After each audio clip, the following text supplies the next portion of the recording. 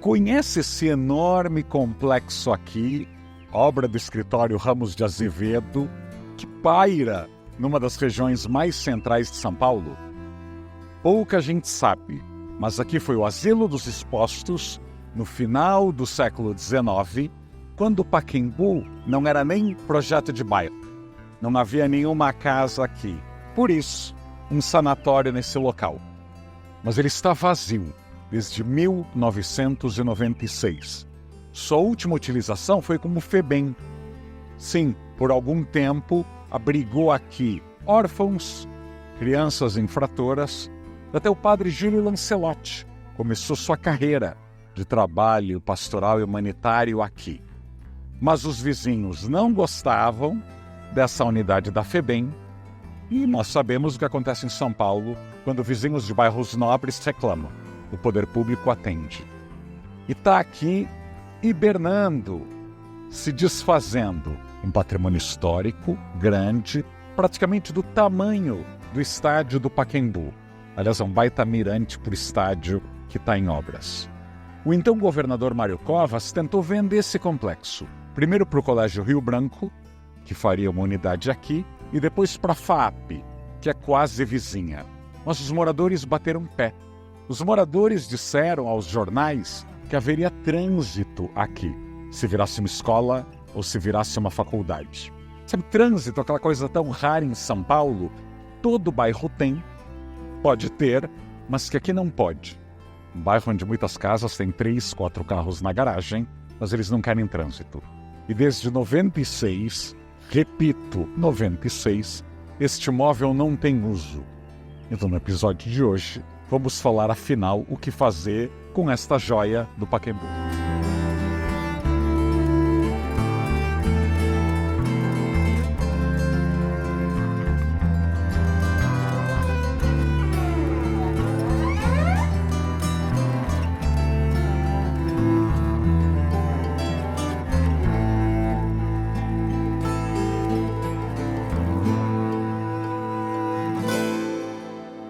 O imóvel, desde 96, está nas mãos da Fundação da Faculdade de Medicina, da USP, que não tem lhe dado uso.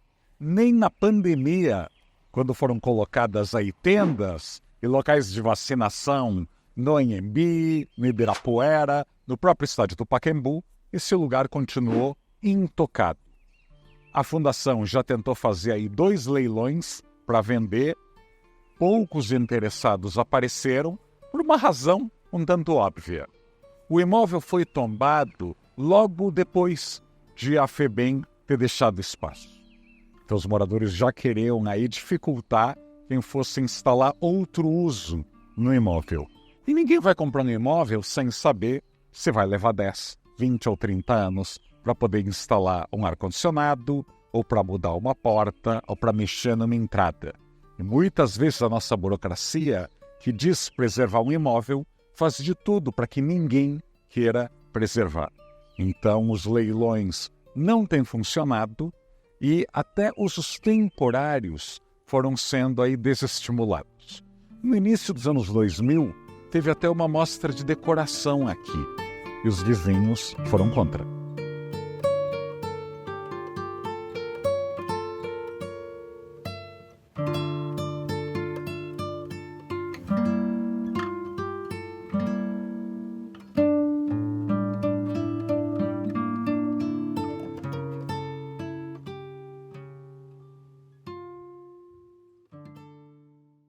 Aliás, a transformação do complexo do Pacaembu, com área de shows, à volta dos jogos, eventos, restaurantes, obriga alguma decisão do governo estadual e do judiciário no que fazer com esse espaço tão grande, que tem vista privilegiada para o estádio.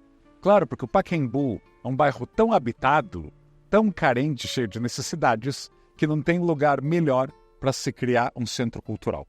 Então vamos aqui um papo reto e não muito popular, porque já tem muita gente aí falando coisas sem se aprofundar nos assuntos no Brasil. O Pacaembu não tem 4.000 moradores, em 1 milhão de metros quadrados. é uma das áreas menos habitadas de qualquer região do centro expandido de São Paulo. É uma região muito rica, gente aí que pode ir para teatro, para cinema, para orquestra, para galeria de arte, se é que vão. Eu conheço áreas de São Paulo com 500 mil habitantes, 600 mil habitantes, que não tem um centro cultural ou que não tem um museu. Campo Limpo, Capela do Socorro, Capão Redondo, Cidade Tiradentes e muitos outros. Então dá para pegar esse dinheiro de um novo centro cultural, museu, e dar para quem precisa. Aqui o mercado se interessaria com o dinheiro que não é meu, não é seu e não é do pagador de impostos para restaurar, para investir e para fazer algo sustentável financeiramente. Muitas vezes o pessoal de humanas e o pessoal da bolha privilegiada de São Paulo detesta fazer contas. Detesta a viabilidade financeira. Depois que se cria o museu ou centro cultural sem acervo algum, quem vai criar programação? Quem vai bancar esse funcionamento? O Brasil não é a Dinamarca.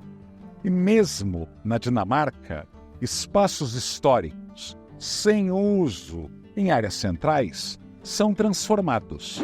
Então tem a antiga cervejaria da Carlsberg, que está virando área de prédios com moradia, escritórios e restaurantes. Noberhavn, uma antiga área portuária de Copenhague, está sendo toda transformada. Em São Paulo, onde a gente brinca de ser preservacionista, não aí para valer, apenas para ter sossego. É morar numa cidade de 12 milhões de habitantes e querer empurrar todo e qualquer perrengue e barulho para os bairros que não têm um microfone ou que não têm bons contatos na justiça. Está na hora de a gente corrigir isso. A provocação do programa de hoje é para se pensar, além de coisas que o poder público gastaria, de novo, numa área já privilegiada, o que a gente poderia fazer aqui que criasse empregos, que desse para a prefeitura arrecadar mais impostos e que desse alguma vida para essas ruas que de tão vazias viraram um local preferido de quem está aprendendo a dirigir. Acho que só as autoescolas acham graça nesse lugar vazio, tão perto do metrô e da Avenida Paulista. Imagina morar em um bairro de 1 milhão de metros quadrados, onde nenhuma padaria seja permitida. Aliás, nem sorveteria, café, farmácia, nada.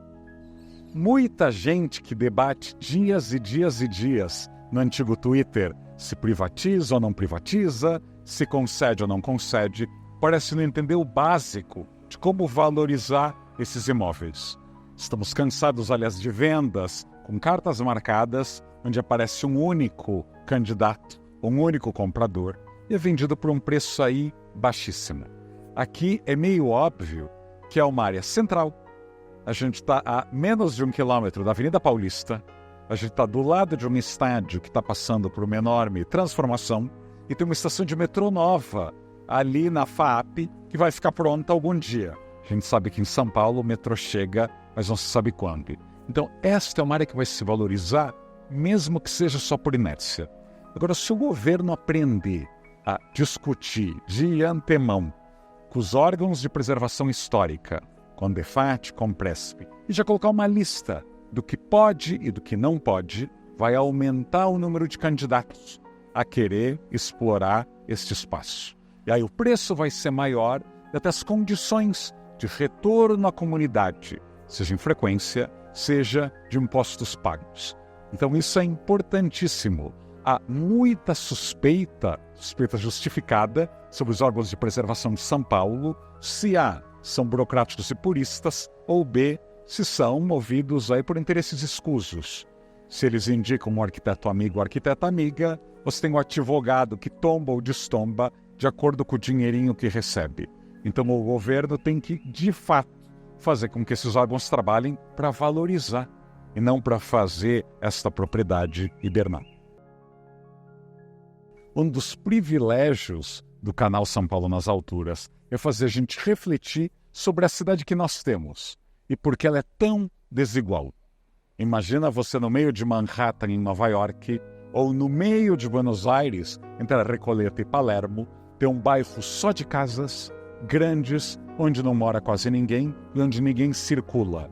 e jogar os bairros mais populosos lá para longe. Não faz sentido nem lá, nem aqui.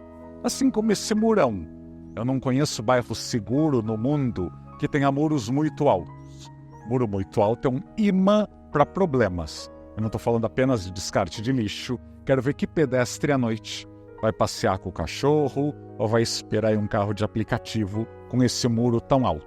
Parece um cemitério. Então convido você que segue o canal a comentar aqui embaixo que usos, finalidades e mudanças este antigo asilo, antiga FEBEM, poderia ter, o que fazer com esse muro e também convidar que você se torne membro do Clube das Alturas.